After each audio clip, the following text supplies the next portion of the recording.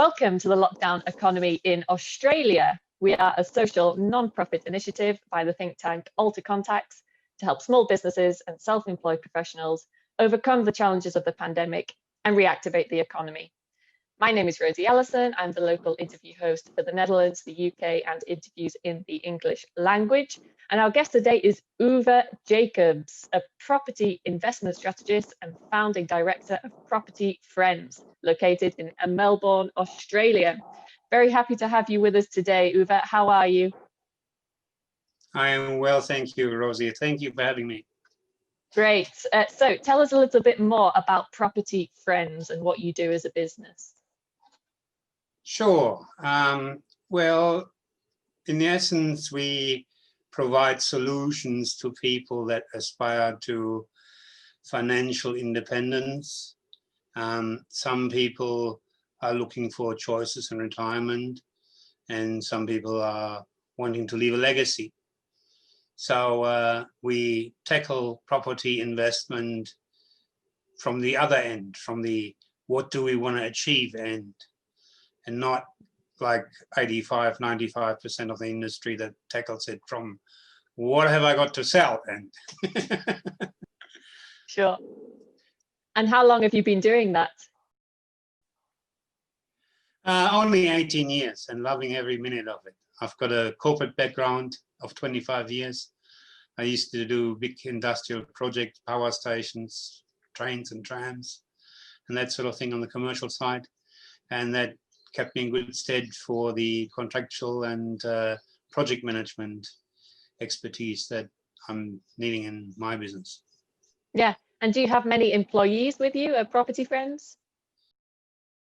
No, after having spent this 25 years in corporate and having led up to 45 people, which was mayhem and craziness, it's very, I'm very grateful to run a small company, and we can scale the business up and down pretty much to our liking. My wife and I like traveling. So to answer your question, one employee and one overseas VA. And that's just the way I like it. Yeah, it makes a nice change from the chaos, like you said, of many employees, I guess. I've only got to look after myself, and that's hard enough. And how many clients do you usually have with Property Friends? That pretty much depends on what we want to do in a year. Typically, we do 30 to 50 deals per year.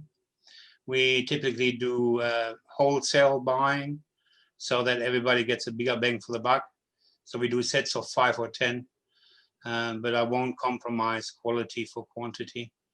So, and it depends what the economy is doing, how much demand I've got. But ultimately, it gets back to where do I see the best deals, and sometimes there's more, sometimes there's less. So we're quite flexible in that regard. Yeah.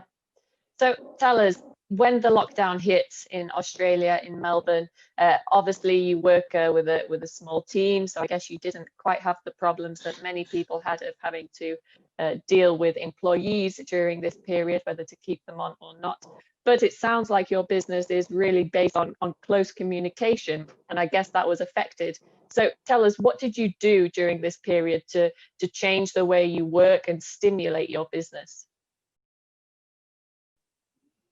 Well, for starters, our business is set up to be location independent. We operate over all of Australia, and generally I travel every 6 weeks, somewhere for a week. So I'm used to operating through the computer, through the internet, and that held us in very good stead. To answer your question, the first thing that we did was to help our clients and help the wider community in the property investment arena to overcome the shell shock. So we immediately put on webinars. What is the impact? What is the legislative impact? What can we do to pivot?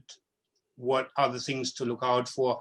And just created a framework for information flow. So from a business point of view, that worked really, really well, because we became the hub for getting clarity of options and possibilities. I don't know what it was like in Europe, but here in Australia, especially in the first 3-4 weeks, there was a lot of confusion also with regard to legislation, government support, financial support, and also business issues that needed to be taken care of and needed to be known about. So we built a panel of experts, and we had weekly webinars. Well, okay, so tell us a bit more about the content of these webinars and how exactly did you run them?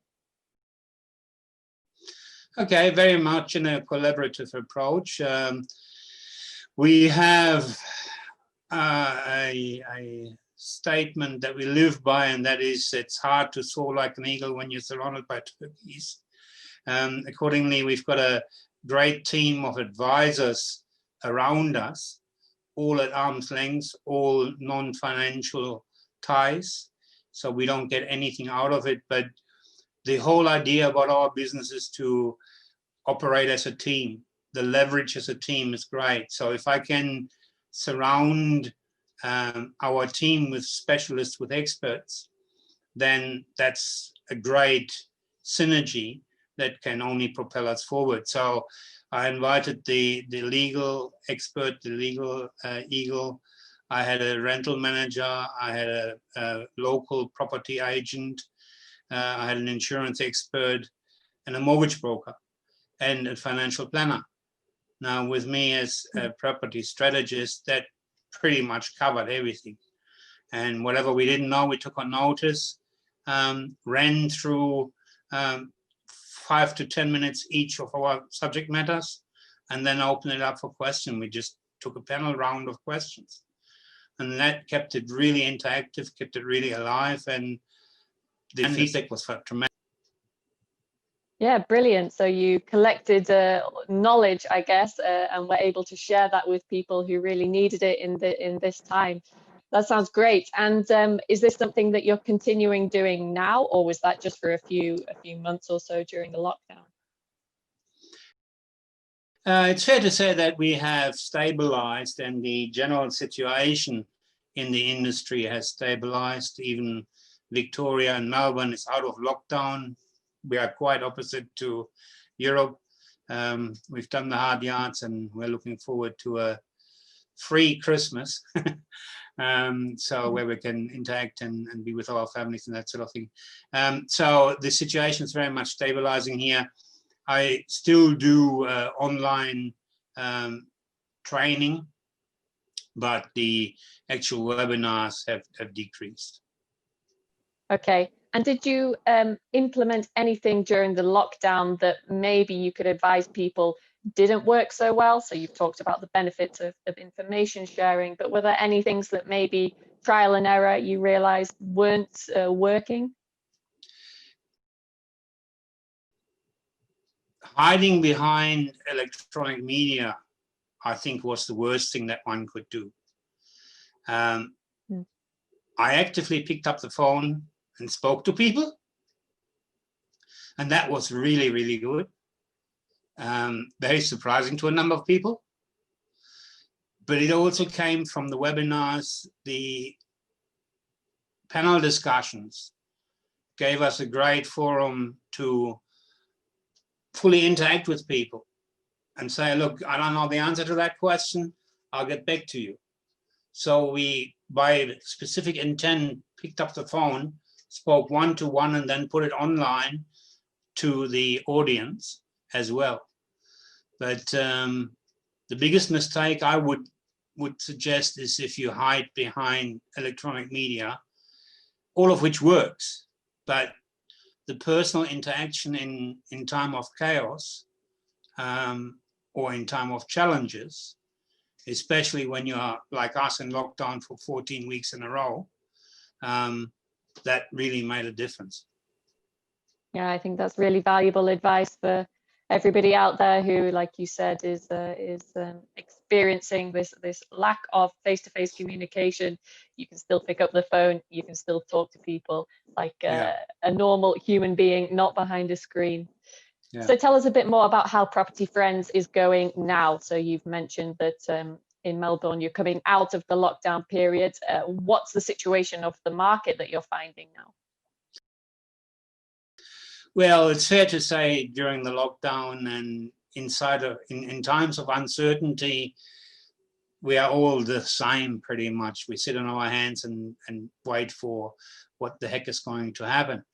The good part about that is that we are getting out of that phase. People have found their directions mainly. Our economy is picking up again. Luckily, our unemployment rate came in lesser than was expected and forecasted. The government subsidies were taken up in the second round to a lesser extent than forecasted. So all the signs are pretty good. And Rosie, that's what I think is the biggest challenge in business and in an economy. It's in the eyes of the beholder. If we're all thinking doom and gloom, nothing much happens. If we can swing that around and see some light at the end of the tunnel and reassure ourselves that it's not an oncoming train, then everything is good. And everybody is more inclined to do something and to get up and going again. Yeah, great message. We need some confidence and some positive thoughts during this time to stimulate the economy, exactly as you said. And what about your outlook for the coming months? Well, look, I'm very positive. The growth rates are surprising in the industry and especially in the real estate industry. There were horrendous forecasts by some more marketeers and forecasters of 40% slump in property prices. None of that happened. There were some minor drawbacks, but some areas even grew through the period of the lockdown. So fascinating. And that again proves the point that nobody with 100% accuracy can predict anything, in my view, just my view. So yeah, look, people are coming out of the woodworks, people are waking up, and the smart capital, the smart investor knows that when times are tough, the deals are best. So we've just done two deals that are very, very interesting property investments, and it's hard to beat. The circumstances haven't been better if you are prepared to take a bit of risk. And we structure our deals so that they are quite risk averse. So I'm very positive, and our sales shows that. Great, that's good to hear, and hopefully that will continue for you as confidence comes back into the economy. So you've mentioned lots of things there, lots of advice, and clearly you were able during the lockdown to share a lot of knowledge with people, a lot of help to many people in your industry and also outside. But I'm sure with Property Friends, there are some things that you also need help with. So if you could name 3 things just to finish the interview that you need help with in the current day, what would they be? Okay. Electronic media became more and more important, and our business was and is mainly based on personal referrals. 76% of our business is personal referrals. That didn't work that well in the lockdown, especially when the lockdown, I haven't traveled for 9.5 months, and normally I go traveling every 5 weeks. So it became more important to be really on top of social media. I started to work my way into SEO of the website. I took on the website and actually revamped the website. That's certainly not my strength. So I needed and need help further there. We pivoted into online training, and that is another heck of a learning curve. So I'm still learning there. Yeah, look, there isn't a business in the world that wouldn't like to have more leads or clients or sales.